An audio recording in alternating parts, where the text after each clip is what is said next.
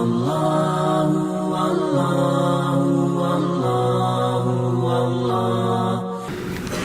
Kisah yang kedua adalah Hudhud. Hudhud ini ikhwatu fiddin, kalau bukan karena Allah, kemudian Hudhud, burung Hudhud, tentu satu kerajaan Malikus Saba tidak ada yang beriman kepada Allah. Jadi sebab berimannya satu kerajaan Sabah yang dipimpin oleh seorang ratu namanya Balqis, itu sebab keimanan mereka pertama karena Allah, jelas karena hidayah dari Allah. Kemudian disebabkan Hudhud, binatang menyebabkan hidayah satu kerajaan. Allah Subhanahu, kita tahu bahwa Hudhud ini dijelaskan oleh Sufyan ibnu Uyainah, seorang alim ulama. Hudhud ini pekerjaannya adalah seorang muhandis, seorang insinyur, tentu insinyur burung. Tugas dia itu mencari air. Jadi kalau Sulaiman sedang bergerak di padang pasir, maka burung ini, Hudhud ini akan terbang dengan kawanannya mencari air. Lah suatu ketika Sulaiman alaihi salatu wassalam membariskan pasukannya, dan pasukan Sulaiman ini terdiri dari manusia, jin, dan juga hewan-hewan. Lah salah satu pasukan Sulaiman itu adalah burung Hudhud. Ketika Sulaiman kemudian membariskan pasukannya, tiba-tiba dia kehilangan di mana pasukan Hudhud kok tidak ada. Maka Allah katakan, wa tafaqqadat tayru faqala ma li la aral hudhuda am kana minal ghaibin. Maka Sulaiman heran dengan Hudhud, dia cari-cari di mana ini pasukan Hudhud kok tidak ada. Pasukan burung-burung yang lain ada, tapi jenis burung Hudhud kok tidak ada di dalam pasukan. Kemana dia? Aku tidak pernah melihat Hudhud, ataukah dia sengaja tidak hadir dalam pasukan ini. Maka ketika itu Sulaiman mengancam dengan kata-kata la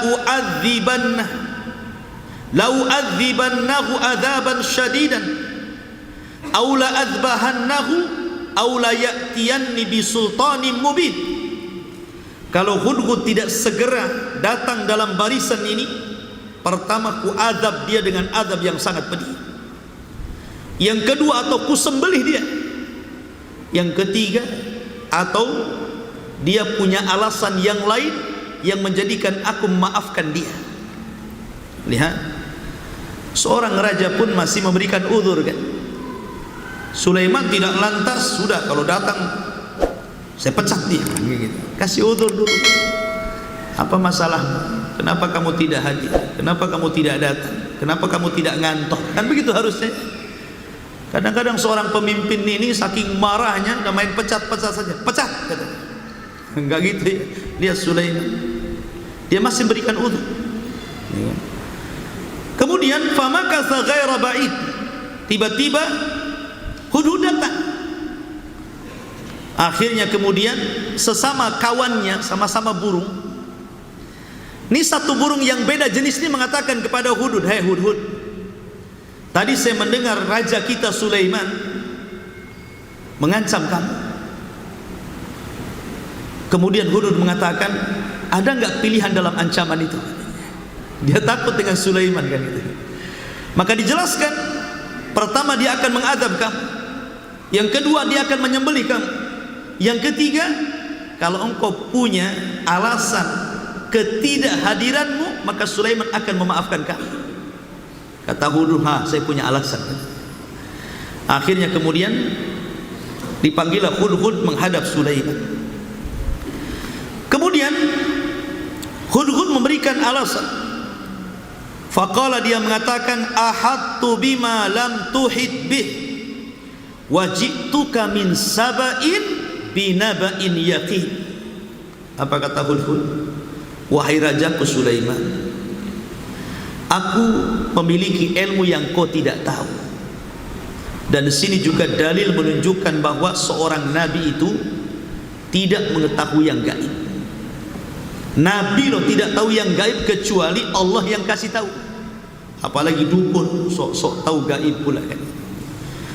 Jadi di sini Sulaiman kata Hudhud, aku punya ilmu, aku punya pengetahuan, kau tidak punya pengetahuan. Aku sudah datang ke sebuah kerajaan yang sangat indah di negeri Sabah, dan kabar ini sangat meyakinkan. Ketika itu Hudhud menceritakan, inni wajadtu imra'atan tamlikuhum wa utiyat min kulli syai'in wa laha arsyun 'azim. Aku lihat di kerajaan itu, wahai rajaku Sulaiman, yang memimpin perempuan dan diberikan segala sesuatu, dan dia memiliki istana yang sangat besar. Tetapi apa kata Hudhud?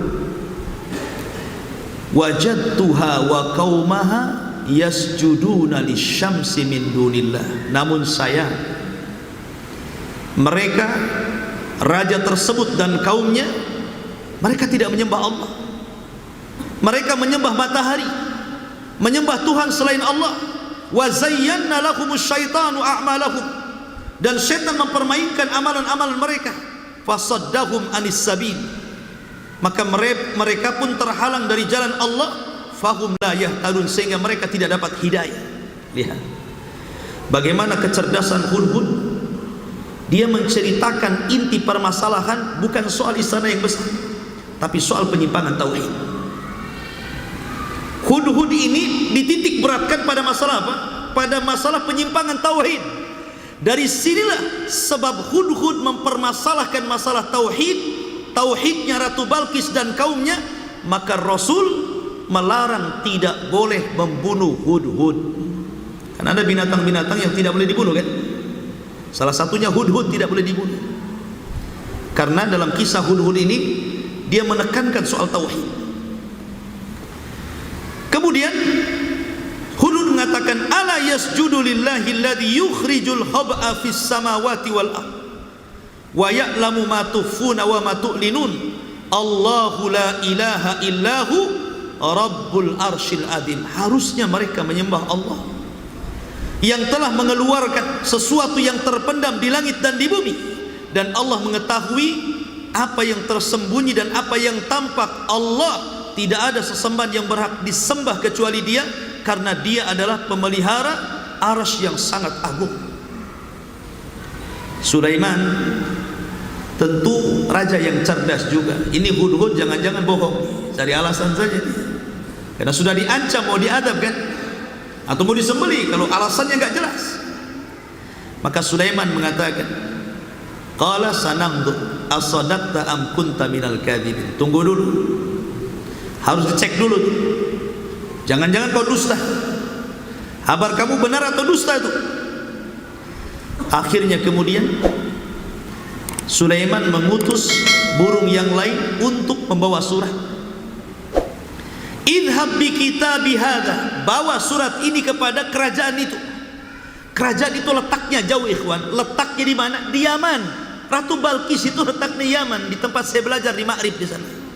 Masih ada bekas puing-puing. Sementara Sulaiman itu di mana? Di Palestina. Yaman Palestina itu jauh, menunjukkan Hudhud ini punya kekuatan kan itu. Ya, dan saya lihat burungnya itu kecil, Hudhud. Bau, dekat-dekat bau burung Hudhud itu, karena di Ma'rib banyak itu burung Hudhud itu, sama semut Sulaiman. Jadi ketika kemudian Sulaiman menyuruh untuk membawa risalah, membawa surat, bawalah surat ini kepada kerajaan itu. Fa'alqihi ilaihi, berikan kepada mereka. Summa tawalla anhum, kemudian kau pergi, habis kau kasih surat pergi kamu. Fangdur madza yarji'un, saya ingin lihat kira-kira ketika mereka sudah membaca surat itu apa yang mereka akan lakukan. Maka berangkatlah burung yang lain membawa surat. Kemudian surat itu sampai di kerajaan Balqis dan dibaca ratunya. Ketika mendengar surat itu, maka ratunya kaget dan juga para penggawa ratunya itu. Akhirnya mereka mengadakan rapat besar. Ini ada surat, ya. Qalat, maka sang ratu ketika mengadakan pertemuan besar bersama para kabinetnya itu, ya ayyuhal mala, inni ulqiya ilayya kitabun karim, innahu min Sulaiman wa innahu bismillahirrahmanirrahim, alla ta'lu alayya wa'tuni muslimin. Lihat isi suratnya, singkat padat, ya kan? Kata sang ratu, barusan aku mendapatkan surat yang mulia, dan surat itu berisi dari Sulaiman, bahwasannya dengan menyebut nama Allah yang maha penyayang lagi maha pengasih, datanglah kepadaku, jangan sombong, masuklah kau ke dalam Islam. Suratnya singkat padat, ya. Akhirnya bingung, suruh menyerahkan kerajaannya, ya. Akhirnya kemudian, karena ratu ini cerdas, dia mengatakan, ya ayyuhal mala aftuni fi amri, coba berikan fatwa kepada aku, apa yang harus aku lakukan. Ma kuntu qati'atan amran hatta tashhadun, saya enggak mungkin memutuskan sendiri, ayo bantu aku pikirkan ini. Maka para pembesar-pembesar Balqis ini yang jahil, mereka merasa sombong dengan kekuatan. Mereka mengatakan, qalu nahnu ulu quwwatin wa ulu ba'sin syadid wal amru ilaiki fangduri madza ta'muri. Tenang ratu, kita ini pasukannya kuat, kita punya kekuatan persenjataan yang lengkap, tetapi bagaimanapun keputusan tetap kepadamu, terserah, kami ikut perintah. Lihat sang ratu Balqis mengatakan, qalat innal muluk idza dakhulu qaryatan afsaduha wa ja'alu a'izzata ahliha adillah wa kadzalika yaf'alun. Jangan, kalau kita perang, biasanya para raja itu kalau sudah menjajah sebuah negeri pasti akan merusaknya, sehingga orang-orang yang tadinya mulia jadi hina. Sudah gini saja, inni mursilatun ilaihim bihadiyatin fanadiratun bima yarji'ul mursalin. Sudah gini saja, kita kirim hadiah banyak-banyak. Kalau dia raja biasa, pasti dia akan menerima tuh, kalau dia raja biasa saja. Tapi kalau dia bukan hanya raja, tapi seorang rasul dan nabi, tentu akan lain masalahnya. Tapi lihat saja nanti, dikirimlah hadiah yang banyak oleh Ratu Balqis ini kepada Sulaiman. Ketika datang hadiah itu, falamma jaa Sulaiman qala atumiddunani bimalin fama atanillahu khairun mimma atakum bal antum bihadiyatikum tafrahun. Buat apa kalian bawa hadiah harta banyak kepadaku? Apa yang Allah berikan kepadaku lebih baik daripada yang kalian berikan kepadaku. Ambil sana. Sulaiman diberikan harta. Sulaiman sudah kaya, ya. Akhirnya kemudian mereka pun kembali, dan Sulaiman mengancam mereka, tetap suruh masuk Islam. Akhirnya kembalilah utusan Balqis ini kepada kerajaan Saba, Malikus Saba, dan memberitahu bahwa Sulaiman tidak mau hadiah. Mulai ketar-ketir tuh. Akhirnya Sulaiman tahu tuh, pasti akan ada utusan mereka kemari. Ini sudah masalah, mau perang masalahnya. Sulaiman sudah tidak mau dapat hadiah, otomatis yang ada perang kan, menyerah atau perang kan begitu, masuk Islam atau kuserah. Sulaiman tahu pasti mereka akan menyiapkan pasukan dan Balqis akan datang. Maka Sulaiman cerdas. Akhirnya Sulaiman mengumpulkan tentara-tentaranya dari kalangan jin. Di situ ada Ifrit, ya kan? Jin Ifrit. Kemudian juga ada para ulama-ulama Bani Israel.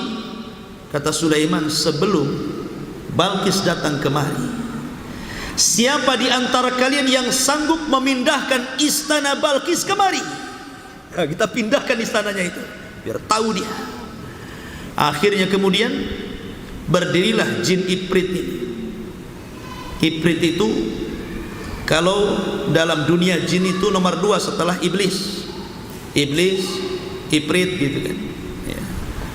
Jadi kata Ifrit ini, qala Ifrit minal jin ana atika bihi qabla an taquma min maqami wa inni alaihi laqawiyyun amin. Tenang, saya yang akan memindahkan istana itu sebelum tuanku berdiri dari singgasanamu. Istana itu sudah ada di sini. Ini menunjukkan bahwa kekuatan jin bisa memindah-mindahkan sesuatu. Jadi kalau antum punya celengan, ketika dibongkar nggak ada duitnya, jangan-jangan dipindah Ifrit tuh. Ya, Ifrit yang mana ya? Jangan-jangan Ifrit rumah pula. Tapi bisa saja. Ya, cerita-cerita tuyul mindah. Ya, tuyul kan bahasa orang-orang pedesaan, orang-orang yang menyebar saja. Nggak ada tuyul, yang ada jin. Bisa saja diambil uang, ya kan? Karena ini istana aja bisa dipindah, apalagi uang. Ya bisa dicongkel lah kan gitu. Akhirnya kemudian qala alladzina indahu ilmun minal kitab. Tiba-tiba berdiri orang yang Allah lebihkan ilmu dari kitab. Ada yang mengatakan dia adalah seorang ulama dari ulama Bani Israel, dan dia menguasai Ismul A'zam, nama Allah Subhanahu wa ta'ala. Dan dalam Islam nama Allah itu berapa? 99 nama yang diketahui. Kita tidak boleh membatasi. Tetapi yang 99 itu kan kita tidak tahu yang mana Ismul A'zam kan? Nama yang agung yang kalau kita bertepatan berdoa memanggil dengan nama itu pasti dijabah doa kita. Kita tidak tahu. Coba kalau kita tahu kan senang. Kalau berdoa ambil aja asma Allah yang itu ya, supaya kita membaca semuanya 99 nama itu. Karena kita tidak tahu yang mana Ismul A'zamnya itu. Ada yang mengatakan ya Hayyu ya Qayyum, ada yang mengatakan ya Rahman, macam-macam. Itu khilaf ulama. Tapi Aisyah radhiyallahu anha ketika menjelaskan tentang kenapa Lailatul Qadar itu disembunyikan, beliau menjawab, sebagaimana Allah sembunyikan Ismul A'zam, nama yang agung dalam nama-nama Allah, begitu juga Allah sembunyikan Lailatul Qadar di malam-malam ganjil supaya kita mencarinya. Lah, ulama ini menguasai Ismul A'zam, nama Allah yang sangat agung. Seperti kisahnya siapa? Bal'am bin Ba'urah. Itu kan menguasai Ismul A'zam, makanya doanya diijabah Allah. Tapi karena dia bermusuhan dengan Nabi Musa, akhirnya dicabut ilmunya, khasirat dunya wal akhirah, rugi dunia dan akhirat di akhir. Lah, ini ulama Bani Israel ini menguasai Ismul A'zam.